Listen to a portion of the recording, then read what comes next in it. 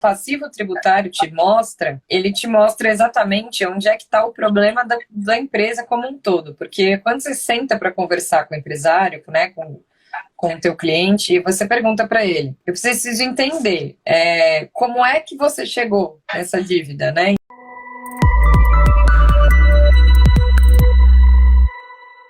Mas tudo bem, vocês vão fazer um parcelamento que vai me trazer uma redução de multijuros, né? Então eu vou ter um benefício e tal. Só que aí, poxa, mas não é só você entrar lá no site e apertar 3 botões para fazer para mim? Não.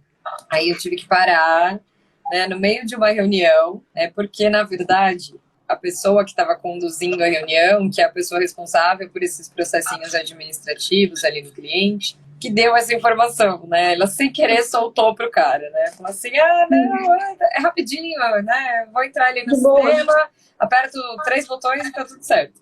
Aí eu fui explicar, né? Que não é bem assim, né? Então, a gestão de passivo é muito mais do que você entrar lá no site da Procuradoria, selecionar as inscrições, apertar 3 botões e fazer. Mas, na verdade, você vai analisar todas aquelas inscrições, até para você ver se não tem uma nulidade, um erro de fato, como a Amanda já tinha explicado anteriormente, uma prescrição, uma decadência, enfim. Né? A gente poderia ter várias questões aí em que você consegue reduzir o passivo do cara sem ter que parcelar, sem ter que transacionar, né? Então, vai uma análise, né? Não é só apertar os botões e tá tudo bem.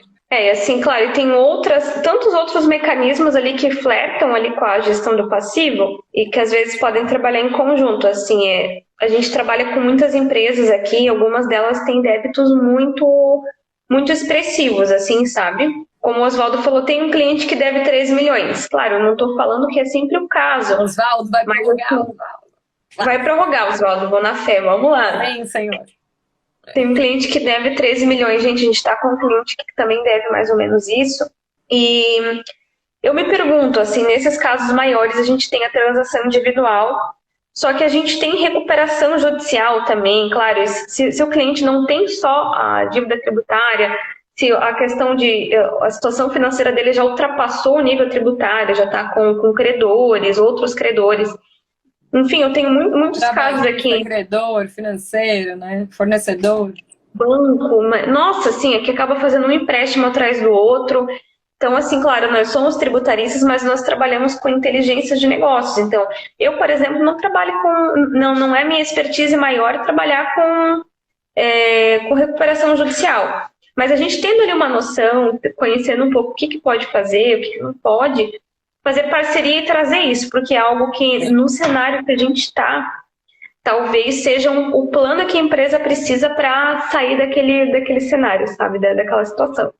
Exato. Tem outras formas, tem muitas outras coisas, assim, a gente tem questões judiciais que a gente pode fazer, pedir penhora sobre faturamento, comprovar o histórico da empresa, caso a gente não consiga uma transação individual. Sim. Tem vários outros mecanismos aqui, assim, claro, se a gente não seria muito bom uma transação por adesão, mas se a gente não conseguir essa prorrogação, se demorar para vir, nosso cliente precisa, não pode esperar. Tem muitas outras coisas aí que a gente pode trazer. A gente que lute. A gente tem que avaliar aí bem certinho, né? Sim. Mas então, como que é um tema da nossa live essa, né?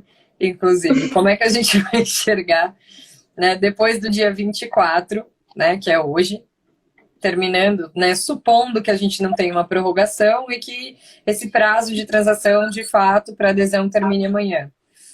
Né? Eu acho que é um pouco do que a gente já está falando agora, né? Como que a gente enxergaria? A gente sabe que existem aí 2 opções ainda de projeto de lei ali tramitando, né? Que a gente está esperando um HELP, a gente está esperando um PERT Covid.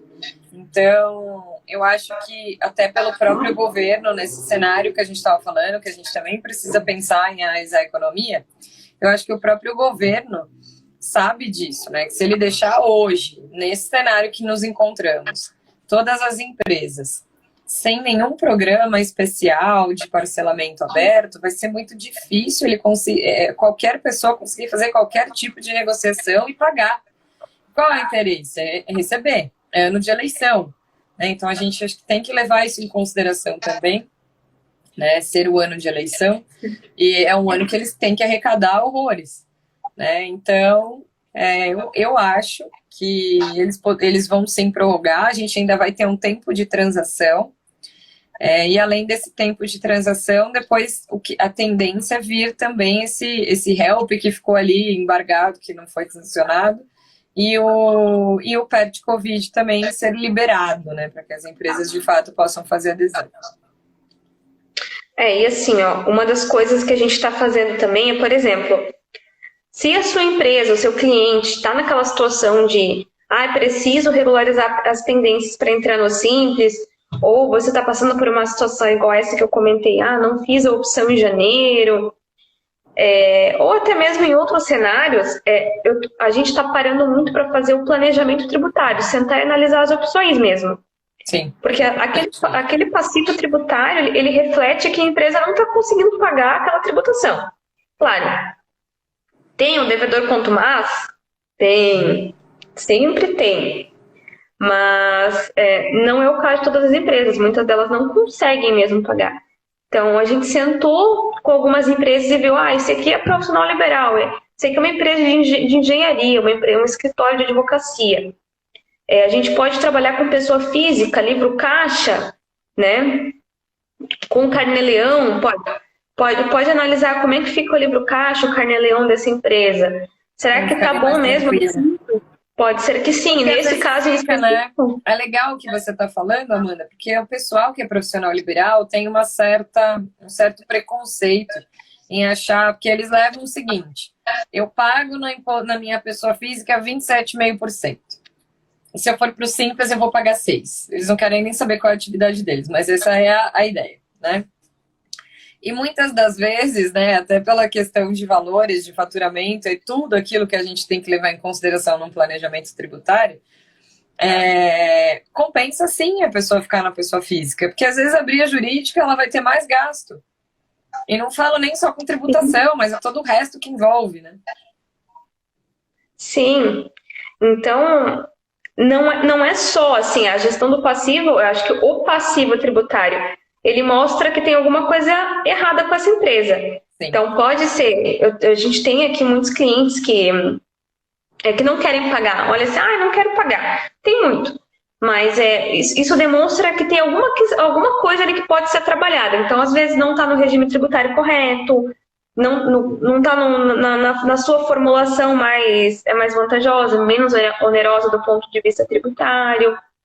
Está tendo um outro gasto ali. Uma coisa que eu estou fazendo muito com essas empresas, assim, para quem tem o balanço em dia, tá, gente? Não adianta pegar aquele balanço lá todo arrebentado, né? Todo bagunçado. Mas eu geralmente faço uma análise vertical e horizontal do balanço. Quem aqui está acompanhando a gente é contador, já ouviu falar. Então, o que eu faço? Eu faço uma análise vertical ali para dar uma olhada. O que está representando mais aqui nos gastos dessa empresa? É a folha da empresa. Está muito cara essa folha. Está pagando muito INSS. Ela está com muito funcionário. Será que não é uma questão de olhar para a estratégia? Será que precisa todo esse pessoal aí mesmo? Será que não dá para terceirizar uma parte da atividade? Enfim, ali, claro, são questões de gestão da empresa.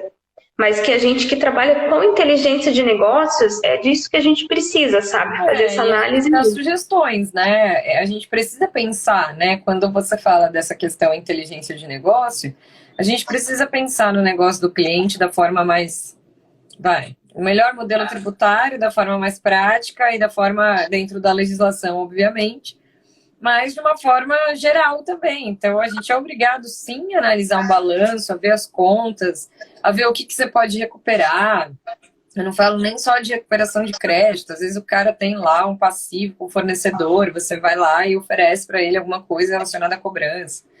E também o tributário, né? Às vezes você ganha um fôlego, às vezes o cara não consegue, ele não está conseguindo. Eu saí de uma reunião hoje com essa situação, né? Que o cliente não consegue pagar a guia de DAS dele. Ele está no Simples, ele não sabe se o Simples ainda é um bom modelo para ele, então a gente estava falando de planejamento, e ele não consegue pagar o DAS mensal dele, mesmo tendo um aumento de faturamento de 30%.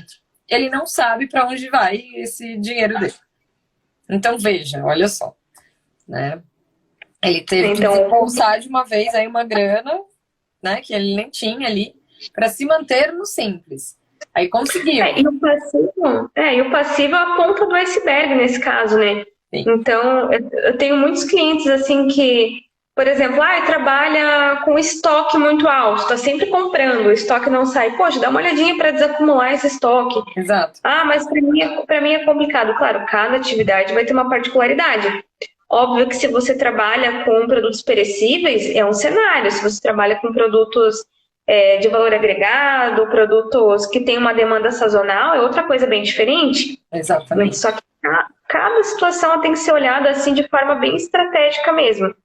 Fluxo de caixa, às vezes às vezes não é nem que a empresa não fatura, porque assim, a gente já falou aqui algumas vezes também. Lucro, fluxo de caixa e faturamento são 3 coisas assim, totalmente diferentes. Totalmente diferentes. Então a empresa pode faturar super, tem faturamento mega alto naquele mês. Mas ela pode não ter um fluxo de caixa ruim.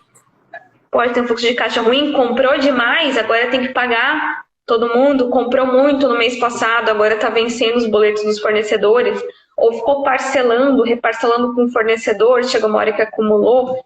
Então, assim, gente, a saúde financeira da empresa, claro, a gestão de passivo já mostra que essa empresa não tem uma saúde financeira muito boa. Então, o passivo demonstra isso, a gente consegue trabalhar em gestão de passivo com transação, com estratégia no tributário, sim.